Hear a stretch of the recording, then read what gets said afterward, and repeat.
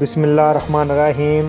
السلام علیکم دوستو، آج کی ویڈیو میں آپ لوگوں کو بتاؤں گا کہ سعودی عرب میں غیر ملکی ملازمین کے لیے ڈیجیٹل آئی ڈی کارڈ کا آغاز آج سے کر دیا گیا ہے۔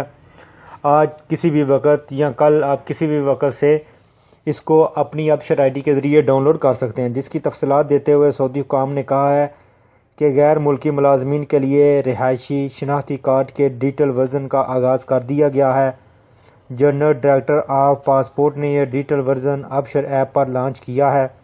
وزارت داخلہ کا ابشر ایپ متعارف کرانے کا مقصد پیداواری صلاحیتوں میں اضافہ کرنا اور سرکاری محکموں میں کام کے زیادہ مؤثر طریقے کو فروغ دینے کے ساتھ ساتھ صارفین کو سہولت بھی فراہم کرنا ہے۔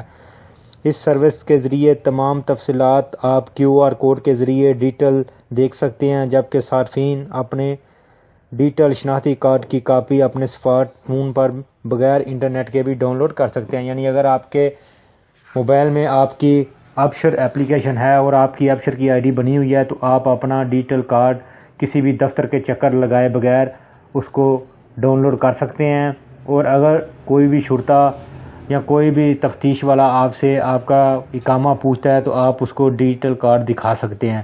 لیکن ادھر میں آپ لوگوں کو بتاتا چلوں کہ یہ ضروری نہیں ہے کہ آپ کے پاس یہ ڈیجیٹل کارڈ ہو، یہ آپشن ہے۔ اگر آپ اس کو اپنے ساتھ رکھنا چاہتے ہیں تو رکھ سکتے ہیں، ورنہ اگر کوئی شرطا یا کوئی تفتیش والا آپ سے پوچھتا ہے تو آپ اس کو اقامہ بھی دکھا سکتے ہیں، جو کہ ویلڈ ہونا چاہیے۔